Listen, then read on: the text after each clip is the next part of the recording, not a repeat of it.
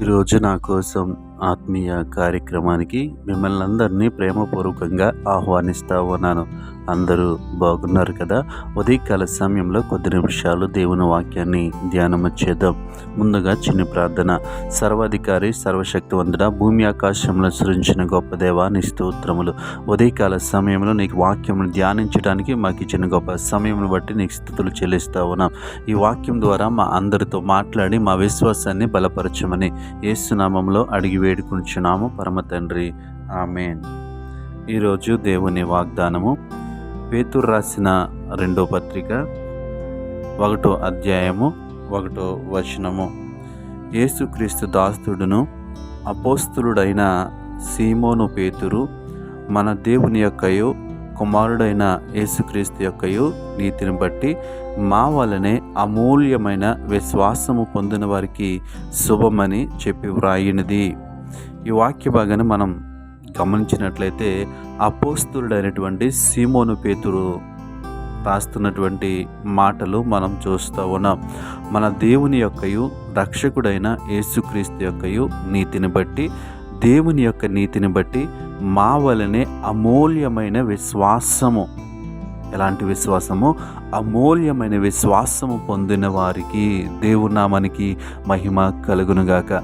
ఈ యొక్క అపోస్తులైనటువంటి పేతురు, ఈ యొక్క అపోస్తులు కలిగినటువంటి విశ్వాసం ఎలాంటిది అంటే అమూల్యమైన విశ్వాసము. అమూల్యమైన విశ్వాసము.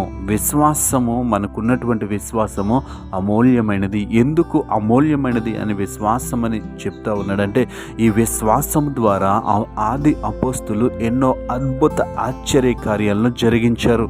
వారి పరిచర్యలో గొప్ప కార్యాలను జరిగించారు. అందుకే వారికి ఉన్నటువంటి విశ్వాసాన్ని ఎలా చెప్తున్నారు అంటే అమూల్యమైన విశ్వాసము.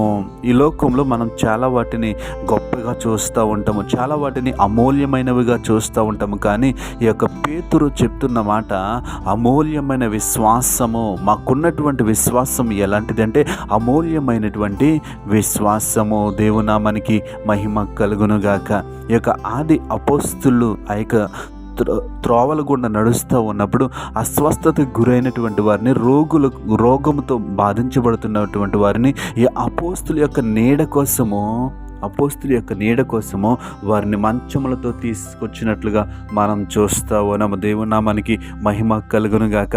వీరికి ఉన్నటువంటి విశ్వాసము ఎలాంటిది అంటే అమూల్యమైన విశ్వాసము. ఈ ఉదయకాల సమయంలో ఈ వాక్యం వింటున్న ప్రియ సహోదరి సహోదరుడా, నీవు నేను ఎలాంటి విశ్వాసాన్ని కలిగి ఉన్నాం? ఒక్కసారి ఈ వాక్యమును బట్టి మనల్ని మనం పరిశీలన చేసుకోవలసిందిగా ప్రభు ప్రేమను బట్టి మనవి చేస్తూ ఉన్నాను.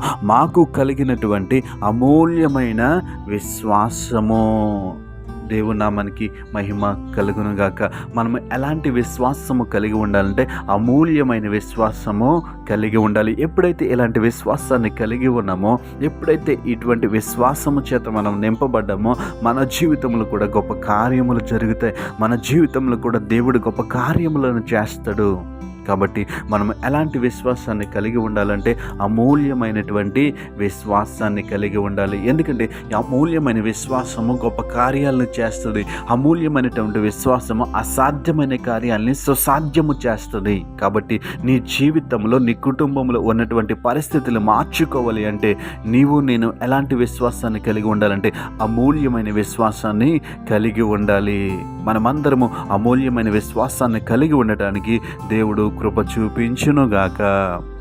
గొప్ప దేవుడా, ఆశ్చర్యకరుడా, నీకు వందనాలు, వేలాది స్తోత్రములు. ఉదయకాల సమయంలో అమూల్యమైన విశ్వాసాన్ని కలిగి ఉండాలని మాతో మాట్లాడావు. అందును బట్టి నీకు వందనాలు చెల్లిస్తూ ఉన్నాము. అటువంటి విశ్వాసము కలిగి గొప్ప కార్యములు మా జీవితంలో జరుగులాగానే నీ కృప చూపించమని యేసుక్రీస్తు నామములో అడిగి వేడుకుంటున్నాము పరమ తండ్రి, ఆమేన్.